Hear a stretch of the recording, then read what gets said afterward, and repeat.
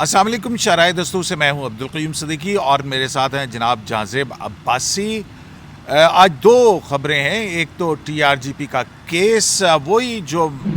Billion dollar company ہے اس کے حصص کا معاملہ, جبکہ دوسرا اور بڑی خبر یہ ہے کہ جسٹس جمال مندوخیل کی سربراہی میں جو 6 رکنی بینچ تھا جس نے جنوری یا فیبری کے اندر ایک فیصلہ محفوظ کیا تھا, اور وہ تھا جو ایڈیشنل رجسٹرار سپریم کورٹ کے خلاف توہین عدالت کا مقدمہ, اس کی تفصیلی فیصلہ جو ہے وہ آ گیا. اور یہ خبر ہم نے آج سے پچھلے ہفتے جو ہے وہ AQS لائیو میں بریک کی تھی کہ یہ فیصلہ آنے والا ہے, اور اب وہ فیصلہ آ گیا. کیونکہ اس پر 4 جج صاحبان کے دستخط ہیں, لیکن وہ 2 جج صاحبان جنہوں نے کہا تھا کہ وہ اپنی الگ ریزننگ دیں گے, ان کی ریزننگ ابھی تک نہیں آئی ہے. اس فیصلے کے اندر اہم باتیں کیا ہیں اس پر سوال جواب کریں گے, لیکن آج ہم شروع کریں گے پہلے ٹی آر جی پی کے کیس سے کہ ٹی آر جی پی بلین ڈالر کمپنی, اس کے شیئر کی حصص کی مقدمہ جو بہت ہائپ کریٹ کر گیا ہے, اس کا تھوڑا سا احوال ذرا جہانزیب عباسی سے کہ جب آج یہ عدالت کے کمرہ عدالت نمبر 7 میں گئے تو انہوں نے وہاں پر کیا دیکھا جہانزیب عباسی صاحب؟ قیوم صدیقی صاحب, یہ ٹی آر جی پی والا وہ معاملہ ہے جو سب سے پہلے آپ نے ٹیک اپ کیا, کیونکہ اگر میں کہوں تو مجھے بھی اس کیس کے بارے میں علم نہیں تھا, تو یہ آپ ہی نے سب سے پہلے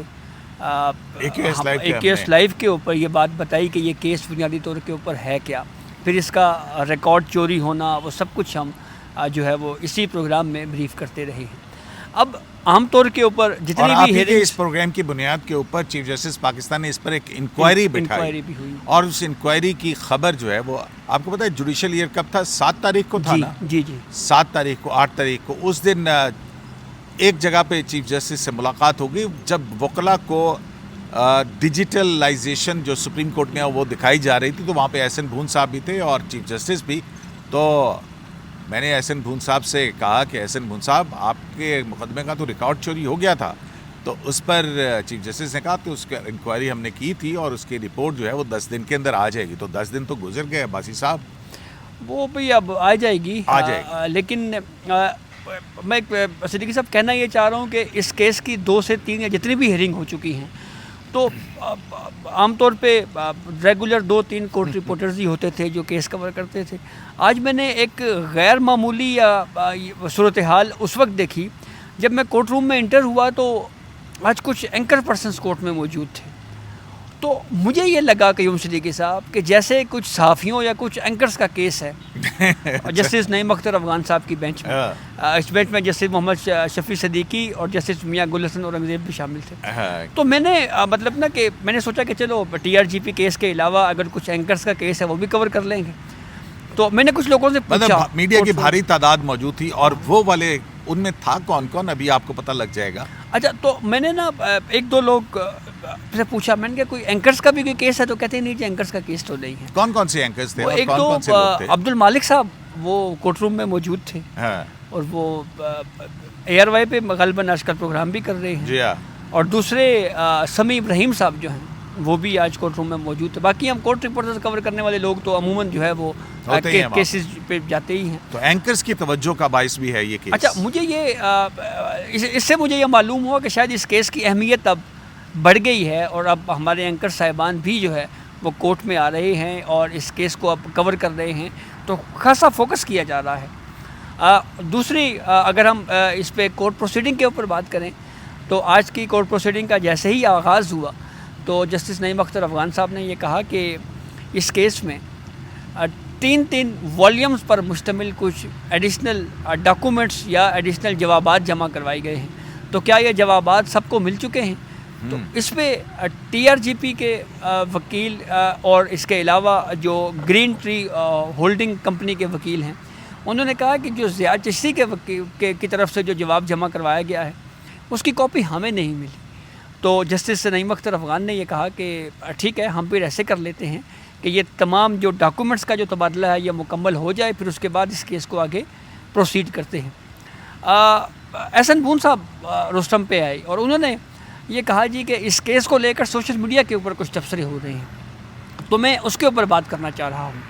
تو یہاں پہ جسٹس نعیم اختر افغان صاحب نے کچھ آبزرویشنز دی، انہوں نے کہا دیکھیں سوشل میڈیا کے اوپر جو چل رہا ہے ہم اس پہ بات نہیں کریں گے، یا اس کی بنیاد پر عدالتی کارروائی نہیں آگے جی بڑھائیں جی گے۔ جی ہاں تو ٹھیک ہم ہے۔ جو ہمارے سامنے کیس ہے ہم اس حد تک کی بات کریں گے۔ تو احسن بون صاحب نے یہ کہا کہ دیکھیں ہم سب اس کیس کو لے کر سفر کر رہے ہیں، تو ایک آپ سے گزارش یہ ضرور ہے کہ کوئی ایک ایسا دن مقرر کر دیں جس میں سیریل نمبر 1 کے اوپر اس کیس کو رکھا جائے اور اس کیس کی پروسیڈنگ کو آگے بڑھایا جائے تاکہ یہ کیس کنکلوڈ ہو سکے۔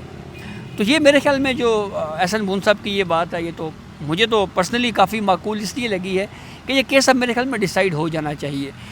سپریم کورٹ ایک دن پورا مقرر کر دے یا 2 دن کر دے، اس کو سن کے پھر فیصلہ کرے۔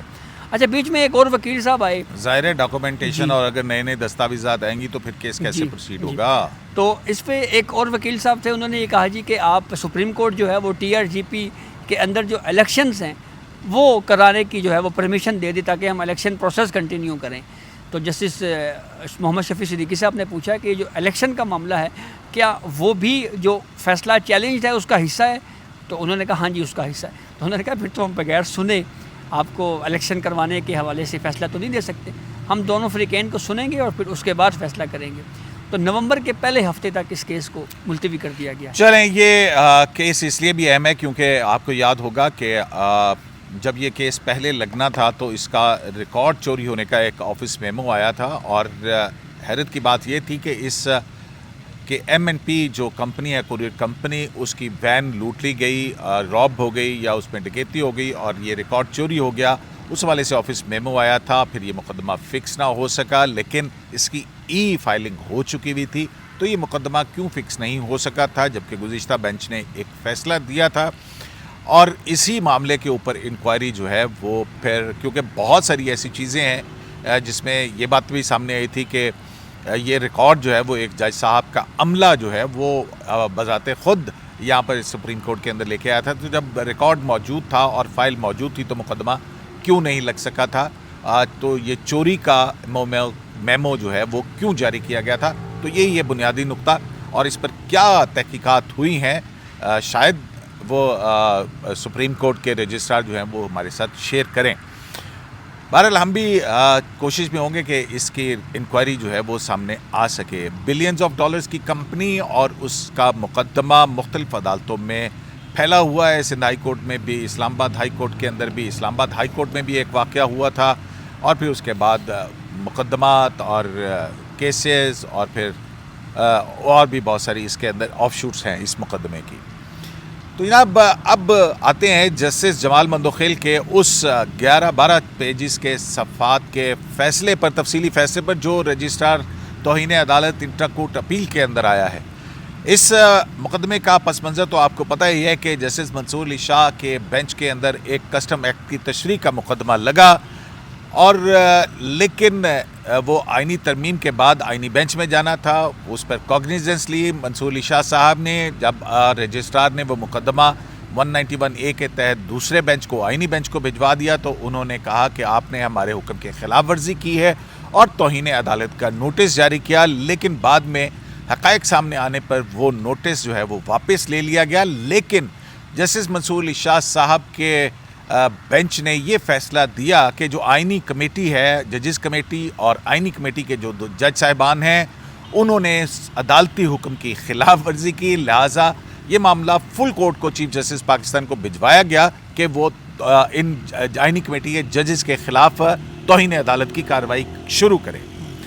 تو یہ وہ بنیادی سوال تھا جس پر فیصلہ آیا ہے۔ تو اس فیصلے کے چیدہ نکات جہانزیب عباسی صاحب آپ کے نزدیک کیا ہے، پھر ہم اس کو انٹرپریٹ کریں گے۔ میرے خیال میں تو قیوم صدیقی صاحب اگر آپ مجھے اجازت دیں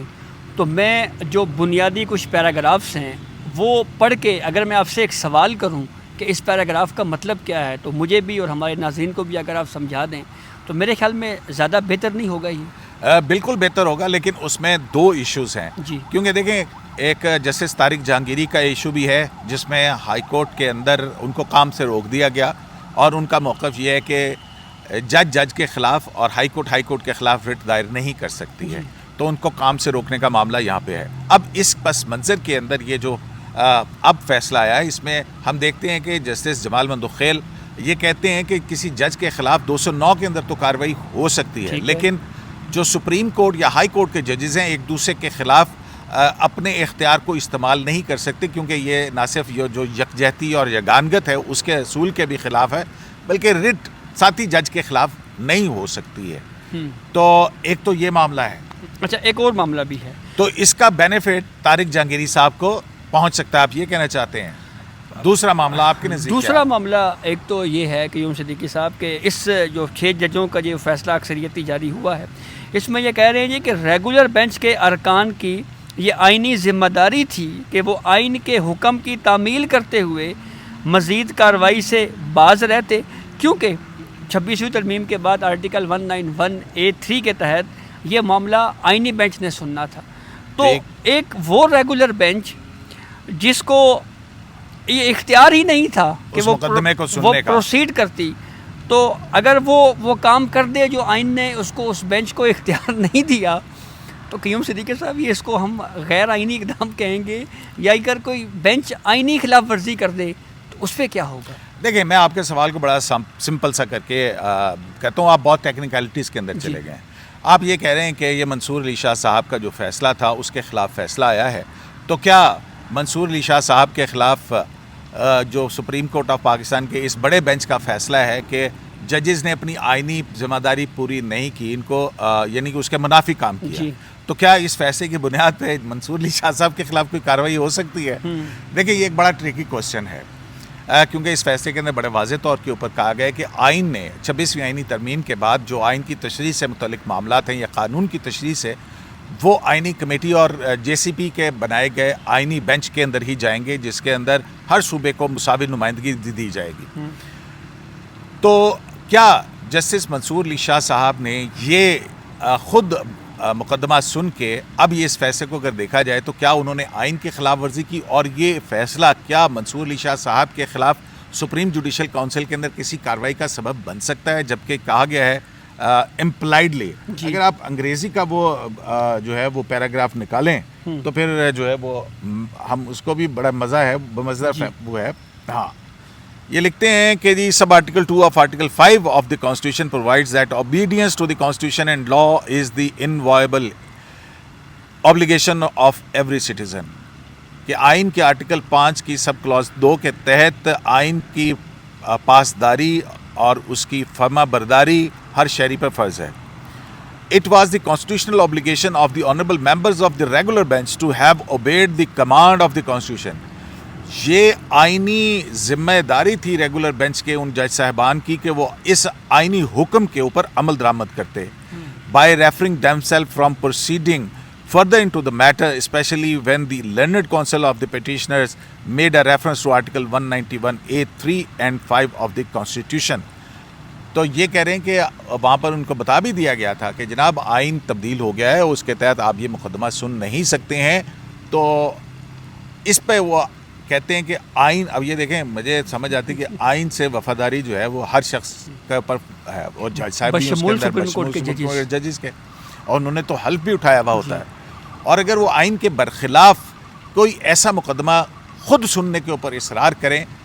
اب یہاں پہ انہوں نے کہا کہ ہمیں نہیں پتا کہ ان کے اوپر ایسی کیا چیز غالب آ گئی تھی کہ آپ نے یہ مقدمہ ضرور سننا ہے۔ چیف جسٹس نہیں نہ بن سکے سر، وہ 26ویں ترمیم والا مسئلہ تھا۔ پتہ سب ہے جج صاحبان کو، لیکن ظاہر ہے کہ بردر جج ہے نا، لیکن پھر بھی یہ کرتے کرتے وہ آ گئے ہیں۔ وہ آرٹیکل 5 جو ہے وہ اس طرح سے کہ آرٹیکل 5 کے تحت جو آئینی ذمہ داری تھی وہ اگر منصور علی شاہ صاحب کی سربراہی میں بینچ نے پوری نہیں کی ہے، تو میرا خیال ہے کہ یہ جو ہے وہ ایک سوال تو کھڑا کرتا ہے کہ کیا اس فیصلے کی بنیاد پہ ان جج صاحبان کے خلاف سپریم جوڈیشل کونسل میں کارروائی ہو سکتی ہے۔ اب دیکھنا یہ ہے کہ ہمارا سپریم جوڈیشل کونسل کا جو معاملہ ہے اس میں یہ کہا یہ جاتا ہے کسی فیصلے کی بنیاد کے اوپر جو ہے وہ کسی جج کے خلاف کارروائی نہیں ہو سکتی۔ تو بہرحال اگر وہ نمبر کی بات کریں ہم تو آرٹیکل 5 اور 5 کے بعد 6 بھی آتا ہے، 5 کے بعد 6 آتا ہے جیسے۔ اچھا قیوم صدیقی صاحب، یہ جو پی سی او ججز کے خلاف کنٹیمپٹ آف کورٹ کی پروسیڈنگ کے حوالے سے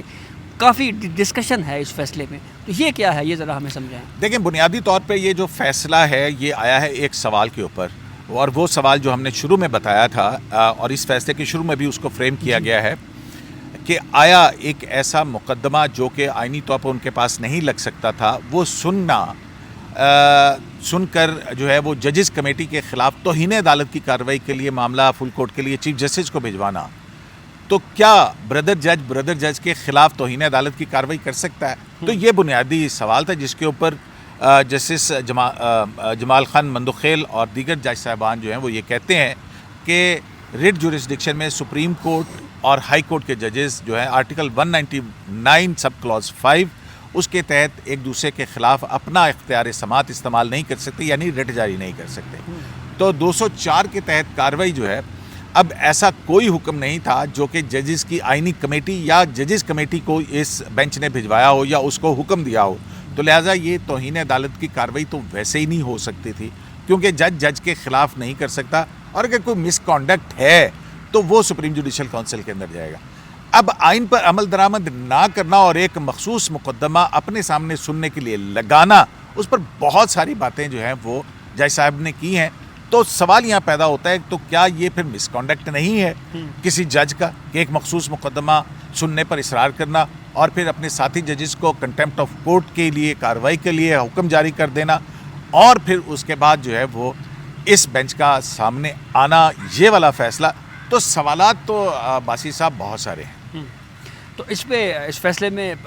جو جھٹکی سی بات کروں، جی کچھ لوگ یہ کہہ رہے ہیں کہ جی پھر تو اس کا مطلب ہے کہ جسٹس سرفراز ڈوگر جو ہیں وہ جسٹس طارق جہانگیری کے خلاف نہیں کر سکتے تھے، تو وہ بھی مس کانڈکٹ کے پھر اس طرح مرتکب ہوں گے۔ اگر جسٹس ڈوگر صاحب ان کی اس ڈیفینیشن کے مطابق مس کانڈکٹ کے مرتکب ہو سکتے ہیں، ان کو تو ایک چیز حاصل ہے کہ ابھی انٹرم آرڈر ہے، ابھی حتمی فیصلہ نہیں ہوا، لیکن اگر یہی آرگومنٹ ان لوگوں کا جسٹس منصور علی شاہ کے فیصلے کے اوپر لگایا جائے اسی فیصلے کی روشنی کے اندر، تو پھر منصور شاہ صاحب کے خلاف کیا ہوگا؟ یعنی آپ یہ کہہ رہے ہیں کہ وہ پھر یہ پرنسپل ہوگا کہ ہم تو ڈوبے صنم ساتھوں میں بھی لے ڈوبیں گے، کوئی اس طرح کی صورتحال بن رہی ہے۔ ہاں، تو مطلب سرفراز ڈوگر صاحب تو کہہ سکتے ہیں نا کہ جی ٹھیک ہے، ہم اپنا انٹرم آرڈر تھا ہم نے واپس کیا اور آگے اس کو ڈسپوز آف کر دیتے کہ جی ریٹ جاری نہیں ہو سکتی فائنل آرڈر کے اندر، لیکن ان کی یہاں پہ سپریم کورٹ میں اپیل بھی ہے، 21 اکتوبر تک وہ معاملہ ہے، تو ان کے پاس تو کافی دن ہے اپنے آرڈر کو تصحیح کرنے کے، لیکن شاہ جی کے پاس کوئی موقع نہیں ہے اب۔ تو مزید آپ کیا کہنا چاہتے ہیں جناب؟ میں ایک چیز یہ ذرا آپ سے سمجھنا چاہ رہا ہوں کہ جو پی سی او ججز کے خلاف 2007 میں جو توہین عدالت کی کارروائی آگے بڑھانے کے ان ججز کے خلاف ہوا تھا، اس کا اس فیصلے میں بالکل اب یہ سوال یہ پیدا ہوتا ہے کہ ایک طرف یہ جج صاحب کہہ رہے ہیں کہ ججوں کے خلاف کنٹیمپٹ آف کورٹ کی کارروائی نہیں کر سکتے دوسرے فاضل جج صاحبان، تو پھر ساتھی جج، ایک مثال بھی موجود ہے۔ تو پھر ہاں، کیونکہ وہ مثال یوں ہے کہ افتخار محمد چودھری صاحب کی بحالی اور اس کے بعد جو ججز پی سی او کے تحت تعینات ہوئے تھے اور انہوں نے پی سی او میں حلف اٹھایا تھا اور ایک ریسٹیننگ آرڈر 7 جج صاحبان کا موجود تھا، تو اس بنیاد پر کہ آپ نے اس حکم کی خلاف ورزی کی ہے تو لہٰذا آپ کے خلاف توہین عدالت کی کارروائی کی جائے گی، جس میں جسٹس عبدالحمید ڈوگر سمیت باقی جج صاحبان شامل تھے۔ تو اس میں پھر عبدالحمید ڈوگر صاحب جو ہیں وہ انہوں نے خود کو عدالت کے رحم و کرم پر چھوڑتے ہوئے غیر مشروط معافی مانگی تھی، فیصل چودھری ان کے وکیل تھے، تو پھر یہ معاملہ ڈسپوز آف کر دیا گیا تھا۔ لیکن یہاں پہ ایک کنٹرڈکشن آ رہی تھی نا، تو انہوں نے اس کو ڈفرینشیٹ کیا، انہوں نے کہا کہ وہاں پر 7 جج صاحبان کا ایک آئینی حکم موجود تھا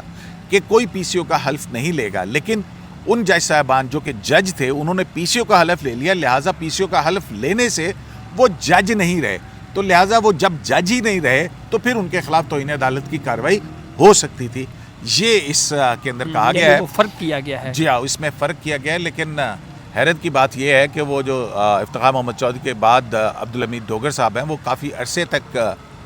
جو ہے وہ جج بھی رہے تھے سپریم کورٹ آف پاکستان کے، اور ان کے پھر جو فیصلے تھے ایگزیکٹو سائٹ کے اوپر کہ جی وہ ڈیفیکٹو چیف جسٹس تھے، ڈی جورے چیف جسٹس نہیں تھے، تو لہذا ان کے جو انتظامی طرح کے فیصلے تھے اور جو انہوں نے فیصلے کیے تھے اس کو پاسٹ اینڈ کلوز چیپٹر میں بند کر دیا گیا تھا۔